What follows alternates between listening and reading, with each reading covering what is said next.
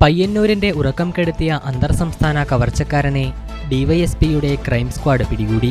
ഈ വാർത്ത നിങ്ങൾക്കായി അവതരിപ്പിക്കുന്നത് പടിഞ്ഞാത്ത് ഗോൾഡൻ ഡയമണ്ട്സ്, ചെറുപുഴ, ആലക്കോട്, പാടിയൊട്ടിച്ചാൽ. അന്തർസംസ്ഥാന മോഷണക്കേസിലെ കണ്ണികളെ പോലീസ് സമർത്ഥമായി പിടികൂടി.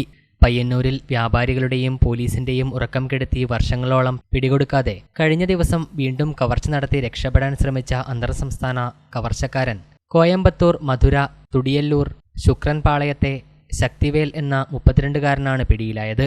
പയ്യന്നൂർ ഡിവൈഎസ്പിയുടെ ക്രൈം സ്ക്വാഡ് തന്ത്രപരമായ നീക്കത്തിലൂടെ കോഴിക്കോട് വച്ചാണ് പ്രതിയെ പിടികൂടിയത്.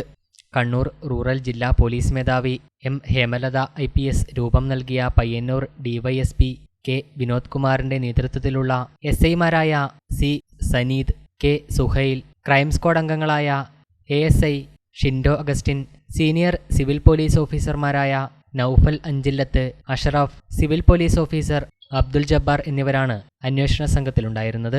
പയ്യന്നൂർ പഴയ ബസ് സ്റ്റാൻഡിന് സമീപത്തെ റോയൽ സിറ്റി കോംപ്ലക്സിൽ പ്രവർത്തിക്കുന്ന സ്കൈപ്പർ സൂപ്പർ മാർക്കറ്റിൽ 5 തവണ കവർച്ച നടത്തി പണവും സാധനങ്ങളുമായി പോലീസിനെ പിടികൊടുക്കാതെ മുങ്ങിയ പ്രതി പയ്യന്നൂരിൽ ഇതിനു മുൻപ് കവർച്ച പരമ്പരകൾ നടത്തിയിരുന്നു. കഴിഞ്ഞ ദിവസം രാത്രിയിൽ പടന്ന സ്വദേശി KKP ഷക്കീലിന്റെ കാസ കസീന എന്ന ഹോട്ടലിന്റെ മേൽക്കൂര ഇളക്കി അകത്ത് കടന്ന പ്രതി 5300 രൂപയും 12000 രൂപ വില വരുന്ന ഫോണും കവർന്നു. ശേഷം ബസാറിലെ കൈരളി ഹോട്ടലിൽ കയറി പാചകപ്പുരയിൽ നിന്നും ഭക്ഷണം പാകം ചെയ്ത് കഴിക്കുകയും കൗണ്ടറിലെ ഭണ്ഡാരത്തിലെ പണവും കവർന്നു.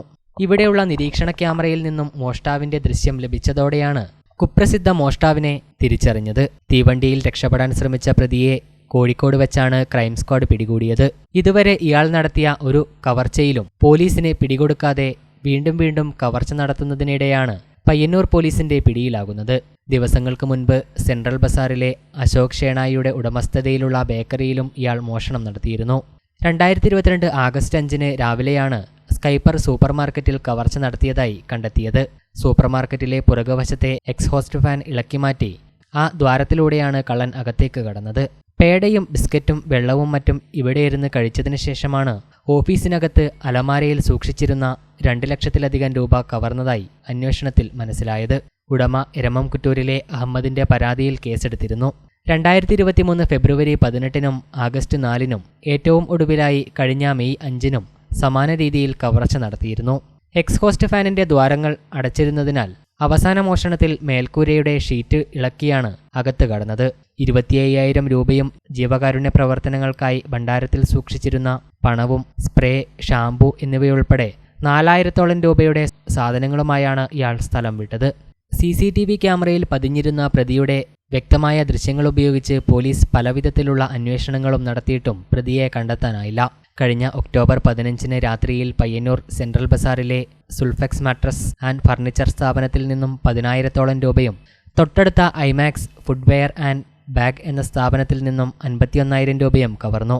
മൈത്രി ഹോട്ടലിന്റെ വാതിലും മേശയും പാത്രങ്ങളും നശിപ്പിച്ച മോഷ്ടാവ് മേശയിലുണ്ടായിരുന്ന പണവും കൊണ്ടുപോയി. ഈ കവർച്ചകളിലെല്ലാം പ്രതിയായ മോഷ്ടാവാണ് ഇപ്പോൾ പയ്യന്നൂർ പോലീസിന്റെ വലയിൽ കുടുങ്ങിയത്.